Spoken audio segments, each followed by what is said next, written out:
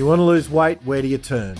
I'm miles overweight and I don't want to go to some muscle-bound head because they don't understand what I'm going through. I don't want to go to a fellow fatto for advice because what could they tell me that I don't already know? This is my answer. This podcast is my accountability buddy. You're in it with me, and we're going to figure these answers out together on a journey from fat to phenom.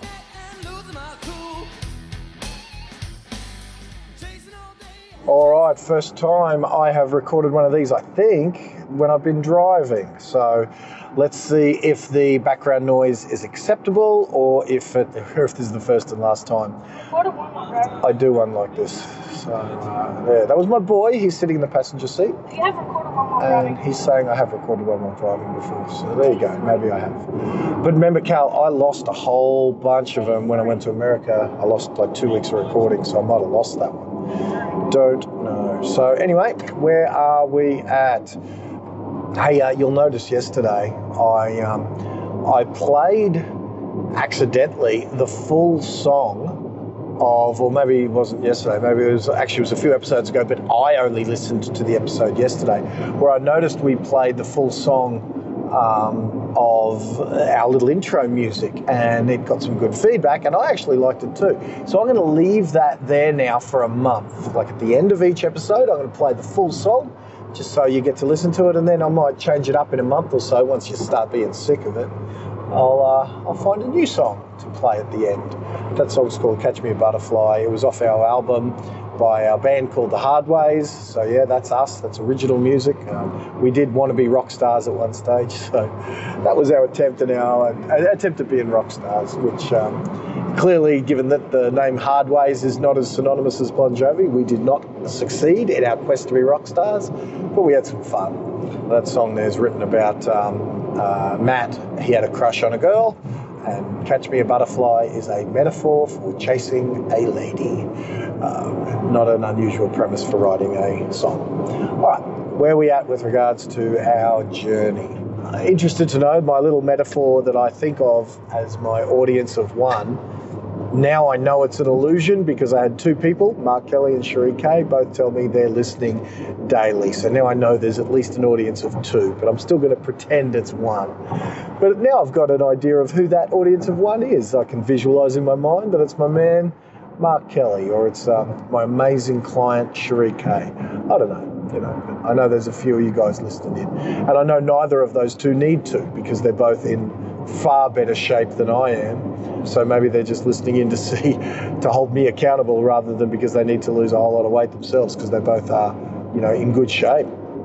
They're certainly not morbidly obese like I started this journey at.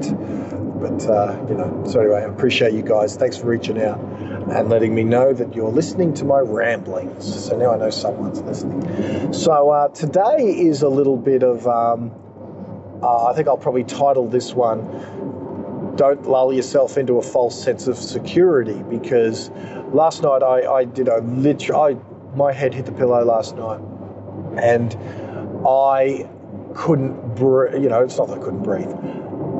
I couldn't have kept going. I don't know if you've ever gone so hard at your work or in your sport or in your life or whatever it is that you're on a mission to do. But have you ever gone so hard that literally you didn't have anything else left to give?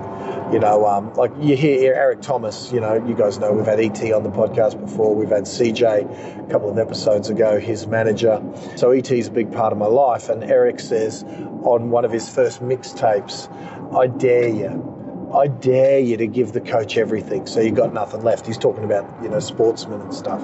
And he's daring us to leave it all on the field, metaphorically again, you know what I'm saying? It might not be sporting for you, it might be whatever.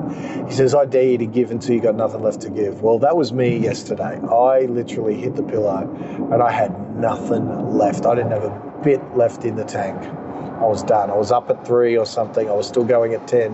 And I'd been doing that for a few days in a row. I'd had a few days where I had done big hours, like 16, 18, 20-hour days. Nuts. So yesterday was, one of many of these crazy days that I've been doing. And so the last thing that I did on my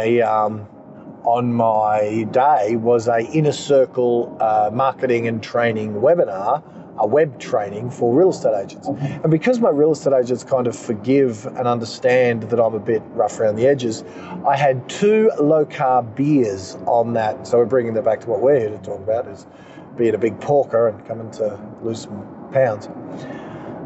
I had a couple of beers at the end and I thought, oh no, I've written off this day, I'm screwed. Because the day before, I got eaten out because I was hungry. It was late at night. It was 10 o'clock at night. I was still rocking, I was still working, and I'd hit the hungers, I'd disciplined myself, I was good with food all day, and I was starving. And I still knew I had a couple hours work to go and I was really hungry, so I couldn't just go to bed hungry. So I ordered Eat Now. I got vegetarian fried rice. I got prawn noodles. So I still stuck to the seafood and veggies kind of plan. There was no meat, but fried rice ain't good. Prawns with noodles surely isn't good. So I got Chinese. I got those 2 meals. I ate half of it at 10 o'clock at night when it was delivered. I ate the next half of it yesterday morning. And I thought, Jesus, you're screwed when it comes to your weight, man. Then at the end of the day, I had 2 low-carb beers. So I really thought, you are gone. So I still had a meal replacement shake, still had liquid meal in the morning, still had the nutritional supplements, still had sushi for lunch. So I still behaved myself. But I did have that fried rice the night before, and I had fried rice yesterday morning. And so I thought, you're in trouble now, dude. Is this the end of the streak? I don't even know if I would. Well, you know what? I'm going to count the streak as I record the podcast, I do it pretty right, I don't eat meat, and I don't have, soft drink and stuff. That's what I'm going to consider I'm on the streak. So you know what? I'm still on day 3 of the streak then. So we're good. Day 3 of the streak. The streak rolls on. But I really did think I was in trouble. And because, and here's the mistake of weighing yourself too often, weighing yourself at the right and the wrong times. After drinking some water, maybe 500 mils of water, and eating maybe 500 grams, maybe even a kilo of fried rice. I don't know how much all that stuff weighed. But after doing all that, I'm silly. I jumped on the scales and I was 118.3 or something. I thought, oh, you idiot. And that's all that resonated in my 118.3. And then when it's, let me have a low carb beer, I'm already screwed, 118.3. Jesus, I'm barely making any progress downwards from where I started. And that's the danger, because this morning, after having those 2 low carb beers and going to the toilet and having a shower and not eating breakfast, and when I first woke up at 5 this morning, I did jump on the scales and I did everything, there after going to the toilet and stuff, and I was 115.9, right? Or was I 115.9? Yeah, I was 115.9, right? 115.9. So therein lies the danger, is if you weigh yourself after you've just had a litre of water. Now, there is no fat in any water, it's fine. But if it's still in your gut, you're going to be a kilo heavier than you were. So that's probably why these experts tell us don't weigh yourself every day, because we can fluctuate based on a litre of water by a kilo. And if we're supposed to be drinking 4 litres a day, that's 4 kilos of water per day that we're plussing or minusing by. So I can see why. So I don't know what my behaviour is going to be. I'm probably still going to weigh every day, but I need to really cut myself some slack. And maybe if you're doing what I'm doing and come along with the journey, if you're weighing every day, we definitely need to cut ourselves some slack, that we're plus or minus a kilo. If we're talking about a litre of water even, and we take lots of litres of water in every day, that really we're plus or minus. We need to make sure we're just on the downward trend. If you look on the Facebook page, you can see my weight trending downwards. I've got a little graph that I have on my, what do you call these things, a Fitbit thing. And it measures my weight. It syncs with an app. So if I screen grab the app, that's what I'm screen grabbing when I sometimes chuck things up on the Facebook page. So long as the trend is downwards, we need to be okay with it, because on any given day, we know that we're plus or minus a kilo, and we don't want that to kill our mindset like it did yesterday. Now admittedly, here's the beauty of yesterday though. I was so busy, I didn't have time to eat Big Rooster or have chicken or beef or fall off the dietary wagon. I didn't have time. Just So busy. So that's the good news. So yeah, so how's the head and how's the trip today? Head's pretty good. When I get up and I think I'm going to be who knows what, and I'm 115.9, it's good. So the head's good. How's the trip so far? I haven't had anything today. Actually, it's 11:30 in the morning and I haven't eaten or drank.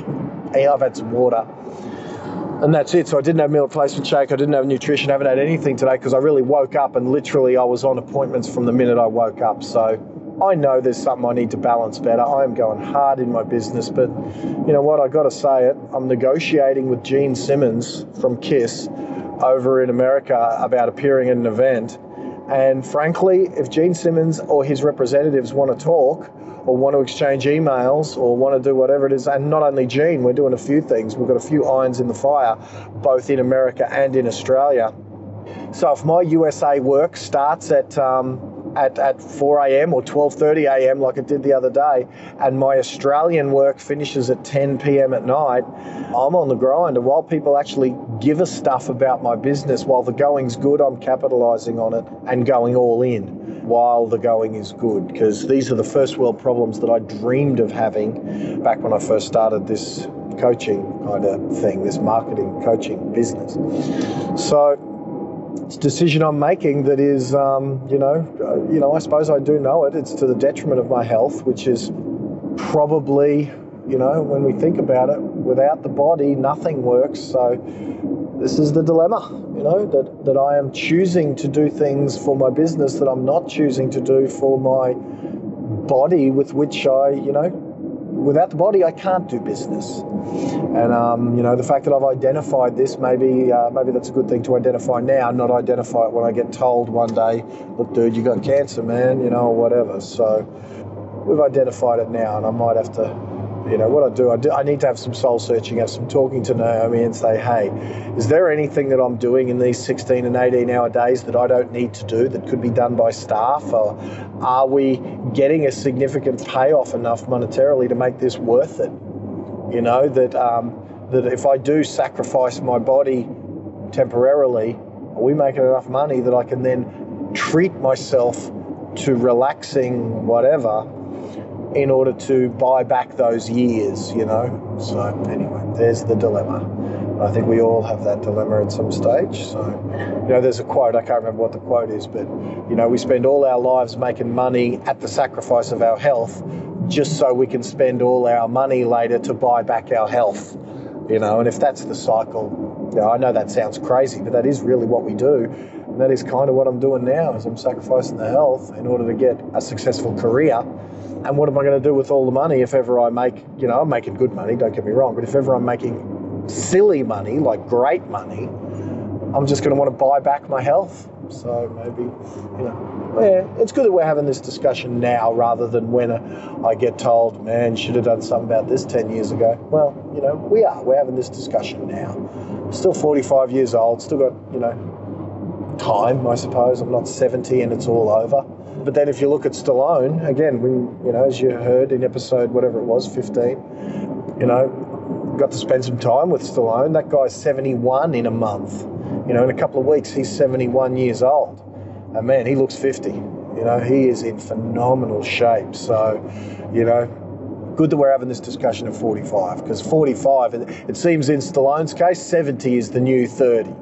So plenty of time to get it right. But I want to still pretend like the clock's ticking. 45, I've only got, maybe if I can fool myself that I've only got 10 good years left, make them good, then maybe I'll live a little better and a little smarter and a little more healthy and all of that. So anyway, there is the update. So like I said earlier, I've been playing the full song. So now you're going to hear not just a little brief outro of music, you're going to hear the full song of Catch Me a Butterfly, Matt Farthing. If you look at Matthew Farthing and look him up, he lives in Bundaberg, Queensland. Look him up on Facebook. He plays in a band now called Electric Banana. Used to be in a band called The Hard Ways with us, and that's the band that recorded the track you are now hearing called Catch Me a Butterfly. Phenomenal musician and just all-round top bloke. So this is a song written by Matt and, off our debut album from The Hard Ways called Coming Out, no gay connotations there. It's coming out is a term on the craps table, which we were all, in our day jobs, we were all dealers at the casino. And coming out used to be the come out roll. You know, the first roll of a craps game was called "We're Coming Out." That's what it used to say. So that was, hence the title of our album was called Coming Out. And this song was, I think, the last song on the album. So it's called Catch Me a Butterfly. Heavily guitar based, as all our stuff was, but with a little 80s keyboard action sounding stuff going on there at the same time. So I hope you enjoy this little tune that you're probably sick of now, because it has been my intro music for the last however many episodes. But I'm going to play it for another month or so in its entirety before we maybe go to another Hard Ways song as our intro music and our outro tune. So please enjoy the rock 80s influenced, but recorded in the 2000s, I think. We recorded this album, maybe in the late 90s, early 2000s. Catch Me a Butterfly by the Hard Ways. All right, that's us. Thanks a million for listening. Peace.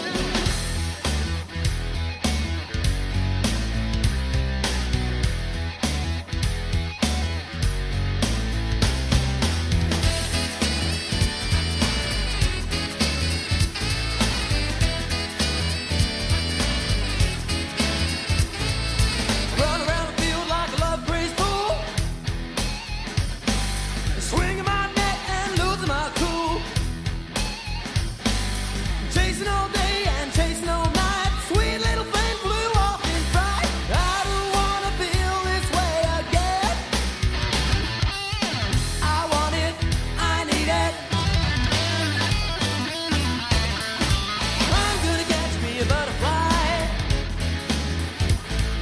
I'm out of my mind and I don't know why. Hold a few holes in the gin jar. To catch this thing, it's something new. Start from scratch and I try plan two. Plant my butt upon the ground. Stay real still, don't make no sound. Sit back, kick back, count to 1,000,010. I want it, I need it.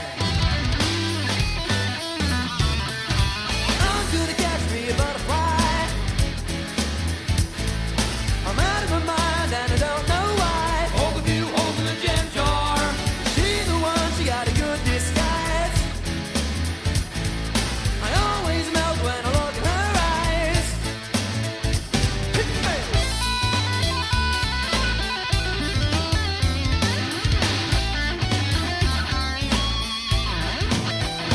Now I'm smarter, wiser, a little older. The butterfly lands on my shoulder. I want it, I got it. I'm gonna catch me a butterfly. I'm out of my mind and I don't know why. Hold a few holes in the gin jar. She's the one, she got a good disguise. I always melt when I look in her eyes. Hold a few holes in the gin jar. Oh, I'm gonna catch me a butterfly. I'm out of my mind and I don't know why. Hold a few holes in the gin jar. Honey, you're the one, you got a good disguise. I always melt when I look in your eyes. Oh, baby, I got a big bug catcher with your name on it. Parsley, sage, rosemary, I got all